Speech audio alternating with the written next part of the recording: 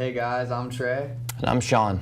and welcome back to the Commissioners. I hope you guys had a great Thanksgiving break, and we're back to give you more football talk. I hope you missed us. So first, we're going to start with the top plays of Week 13. So coming in at play number 5 for me, we have the Dolphins and the Ravens. Ryan Tannehill throws a pass in the end zone, but it gets intercepted by Ladarius Webb, the free safety for the Ravens. It was a pretty impressive play. You know, the Dolphins are up and down this season, but more so down.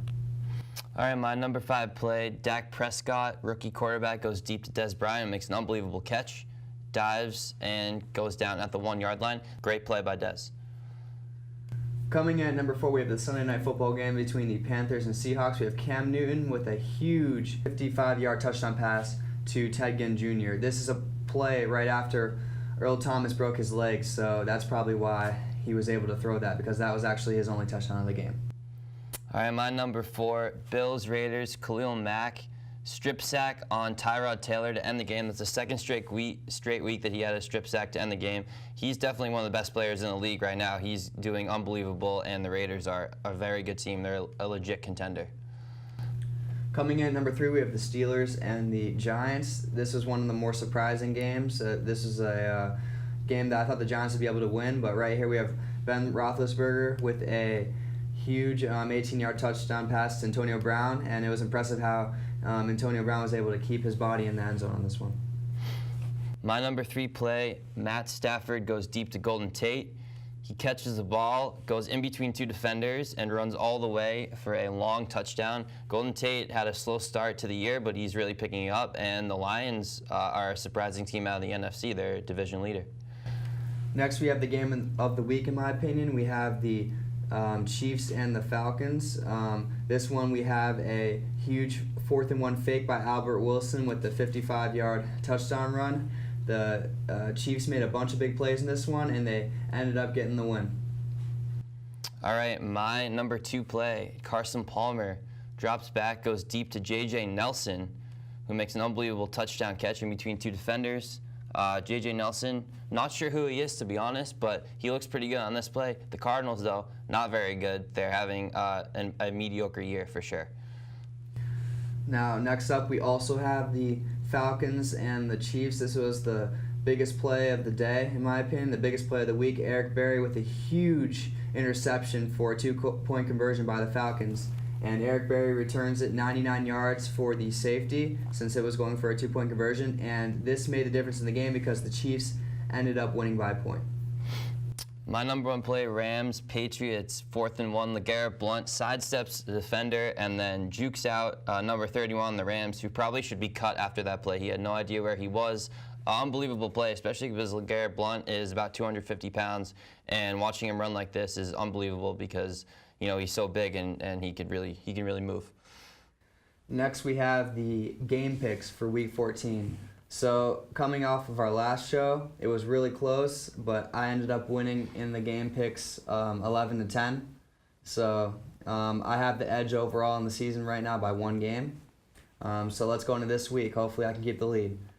So, our first game is going to be the Thursday night game between the Raiders and the Chiefs.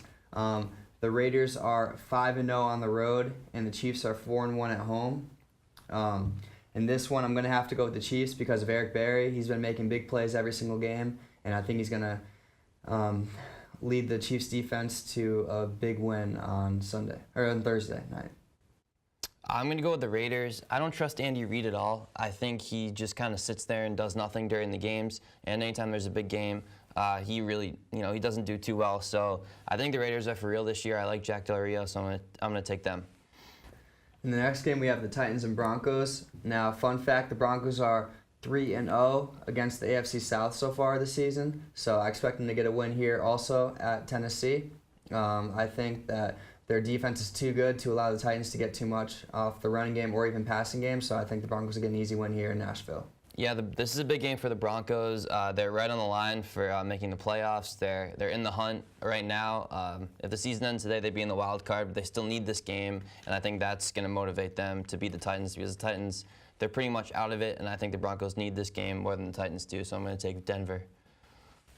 Next, we have the Steelers traveling to Buffalo to face the Bills.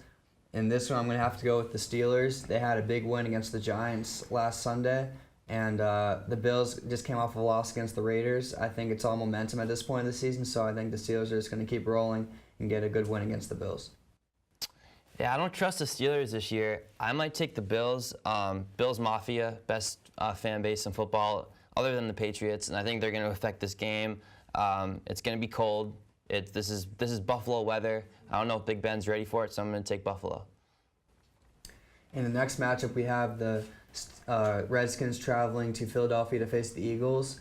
The Eagles so far are 4-1 at home this season, but I still think that that's not enough. I think that the Redskins are going to come in and get the win. The Eagles they have a lot of injuries right now. Ryan Matthews is injured. Jordan Matthews is injured. They really haven't had too much momentum lately. I think the Redskins, even though Jordan Reed was injured last week, hopefully he'll come back this week and they can get a big win.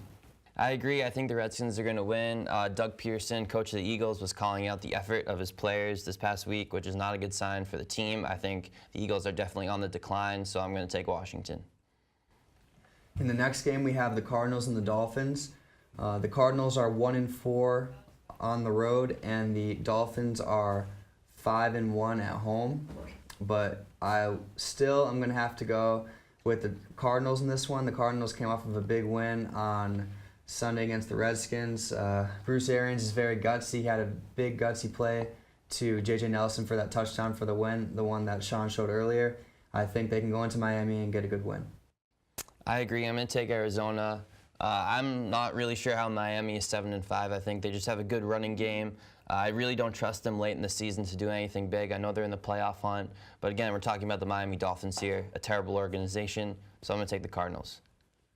The next game we have is the Chargers traveling to Charlotte to face the Panthers. In this one, I'm going to have to go with the Panthers. You know, the Panthers have really had a rough season, but they're going to have to click sometime. It's Cam Newton. He's an MVP quarterback. You know, the Chargers are very on and off this season. Both teams are very iffy, but I think the Panthers can get a good win at home. And I think that even though Cam Newton, only had a touchdown last game, he can pick it back up this one. I'm going to go with the Chargers here. Last time the Panthers played, it was an absolute disaster. Ron Rivera started Derek Anderson. He threw an interception the first play. The Panthers looked absolutely terrible. They got blown out. And Cam Newton got suspended for the first drive for not wearing a tie. There was some rumor that he might have gone to a strip club also. So who knows what's going on there. So I think they're in shambles. I'm going to take San Diego. In the next game, we have the Bengals traveling to Cleveland to face the Browns.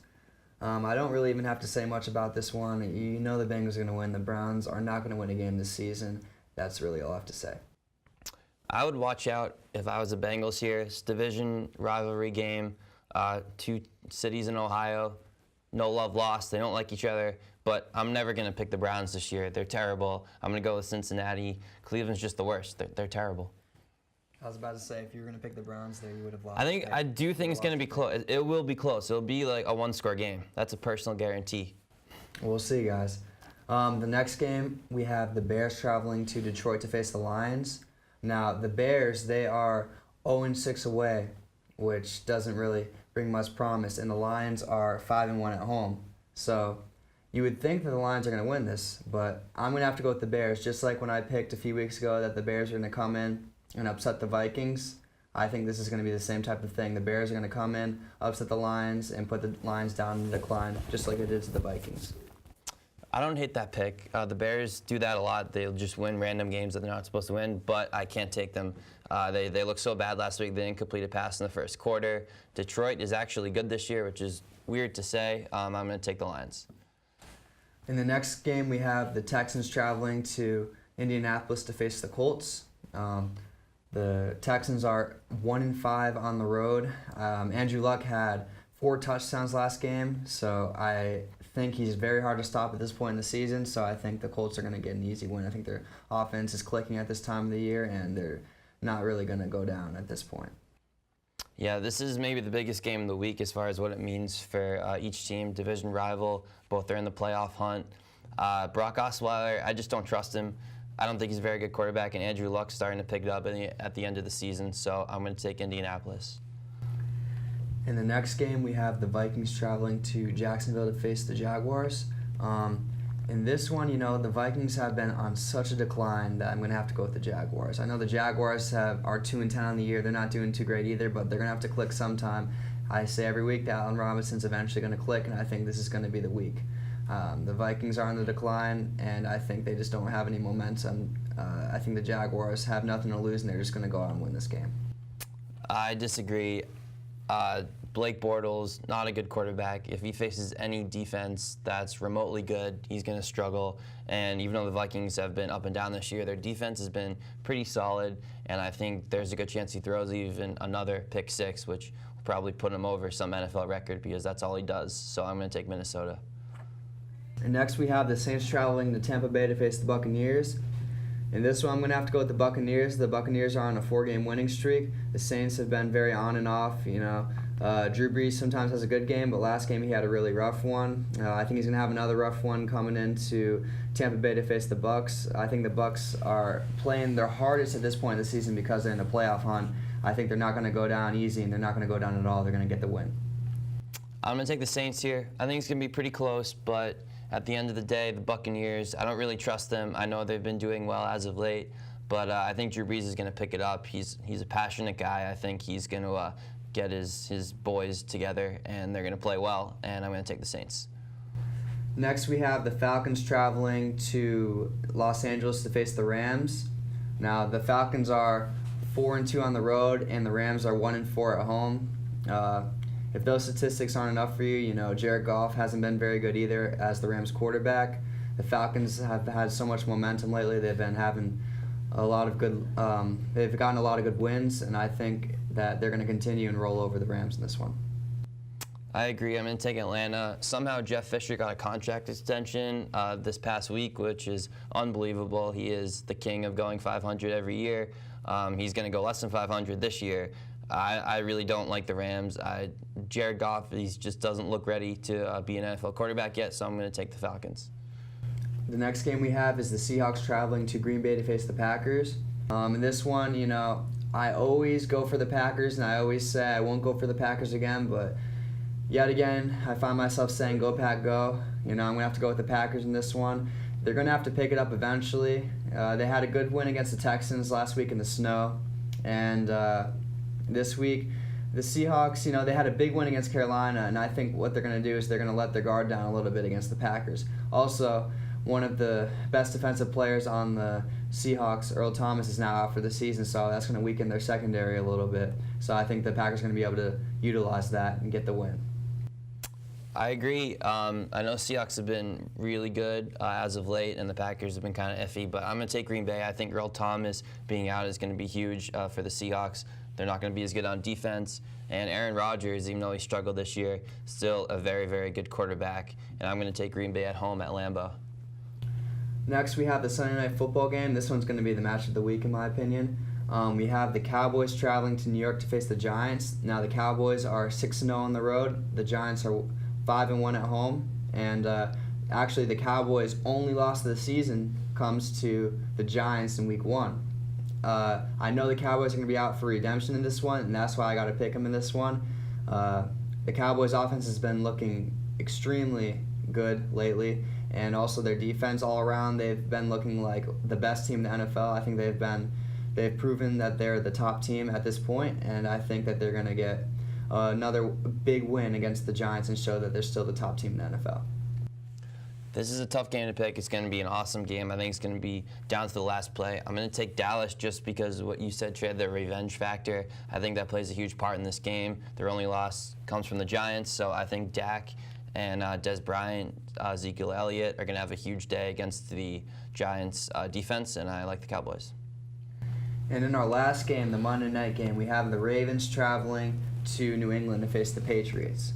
Due to the fact that the Patriots just lost Rob Gronkowski for the season, I think they're going to take a little bit of time to find their new, to mesh their offense, to find their new go-to guy in the Patriots offense. And I think it's going to take about a game for them to do so. I think they're going to be a little slow this game, so I think the Ravens are going to take advantage of that and get a win in New England. Yeah, the Ravens always play the Patriots really tough. It's always a close game when they play. I got to take the Patriots at home. I know last year they they took a step back at the end of the year. They got kind of cocky. They thought that they didn't need home field advantage, and they kind of played conservative. I don't think that they're going to do that this year. I think they know that they need that 1 seed, and every game from now on is a huge game for them to go ahead of the Raiders and get that number 1 seed. And yeah, best team in football, so I'm going to take the Patriots. Now our last segment of the show is our fantasy perfect lineup. From our past show, I added up the results and I ended up winning 96 to 59. So that one was a big win on my part. Wasn't really close. I'm sorry, Sean. It was a rough week. I know. Hopefully you can pick it up for this week. So I will. Don't worry. I'm not worried. I think I'm going to win this week too. But we'll take us into the lineups now. So first, I have at quarterback Andrew Luck going against the Texans. This is such a big game for Andrew Luck. He knows it. And, when Andrew Luck's in a big game, he usually ends up performing. I think he's going to be the top performer at quarterback for this week. Coming in at my running back 1, I have Jeremy Hill going against the Browns. Anybody that goes against the Browns is going to play well, but especially Jeremy Hill because Giovanni Bernard is now an injured reserve. So he's kind of going to get all of the volume. He's going to get all of the touches. He's going to probably get over 20, maybe 25. So he's going to be able to make some big plays off of that. Coming in at my running back 2, I have Carlos Hyde going against the Jets. Just like I said before, I think Carlos Hyde was going to be the factor in this game. I still do think he will be. I think he's going to get either 2 or 3 touchdowns in this game because the Jets defense is atrocious, and I think he's going to really be able to take advantage of playing against a weak defense like this. Coming in at my wide receiver 1, I have Mike Evans going against the Saints. Mike Evans has his good games, he has his decent games, but he hasn't been that bad this season. He's been pretty consistent, so I think against a weak Saints secondary, he can really take advantage. The Saints usually end up giving up a lot of points. They gave up so many points to the Rams last game, who aren't really a good team, so now that you're facing a team that's in the playoff hunt, I think they're going to give up a lot of points. Coming in at my wide receiver 2, I have Dez Bryant going against the Giants. I think that the Giants secondary is going to be exposed this game. I think Dak's really going to step it up and show what he's made of against in this primetime game on Sunday night. And I think that Dez Bryant's going to be able to make some great catches also. Coming in at my tight end, I have Tyler Eifert going against the Browns. Again, anybody who goes against the Browns is going to have a good game. I think offensively, the Bengals are going to have a really good game. They blew out the Eagles last game, and their offense is really clicking, so I think that their offense is going to click just as well this Sunday, possibly even better. Coming in at my flex, I have Melvin Gordon going against the Panthers. Melvin Gordon usually ends up getting a touchdown or 2 each game, so I expect the same to happen in this one. The Panthers' defense has been very bad this season, and I expect Melvin Gordon to take advantage of that. Coming in at my defensive special teams, I have the Denver Broncos defense going against the Titans. The Denver Broncos defense is the best defense in the NFL. Everybody knows that, and I think they'll be able to show that against the Titans on Sunday. My quarterback, I'm taking Sam Bradford versus the Jaguars. I'm taking him for the sole reason that he's playing the Jaguars. Jaguars are a terrible team. I just think the Vikings are going to tee off on the Jaguars. My running back, Dion Lewis, hasn't had a huge game so far since his return from injury a few weeks ago. He's playing Baltimore. I think they're going to utilize him a lot. He's an explosive player, and I think the Patriots are going to use him a lot in this game. My other running back, Todd Gurley, versus the Falcons. He has had not a very good year compared to his rookie season last year. He's much better that last season, but I think this is going to be the one game where he turns it around. Wide receiver Mike Evans versus the Saints. The Saints secondary is terrible. The only way that they win is when they score 35 or more points. And Mike Evans is an unbelievable athlete. I think he's going to do very well. I also had Dez Bryant, like Trey did, as my second wide receiver. He always seems to do well in big games, especially against the Giants or Redskins or division rivals. And I think he's just such a great talent that he's going to do well. My tight end, Eric Ebron versus the Bears, for the sole reason that he's playing the Bears. Bears are a terrible team. I think he didn't do too well the past few weeks, but I think he's going to get back on track. My flex is Torrey Smith versus the Jets. The Jets legitimately just don't try anymore on the field. Watching them last week, they just looked very sluggish, and I think even though Colin Kaepernick's not very good, I think Torrey Smith's going to have a good day. And my defense, Detroit against the Bears. The Bears can't score. They didn't complete a pass in the first quarter last week. So even though Detroit's not a great defense, I still think that they're going to look very good against a terrible Bears offense. Those are our Fantasy Perfect lines for this week, and that wraps up our show for this week also. Thank you guys for tuning in, and we'll give you more stuff next week. Have a good week. Have fun watching football, and we'll see you guys later. I'm Trey. I'm Sean. Go Pats. Go Broncos.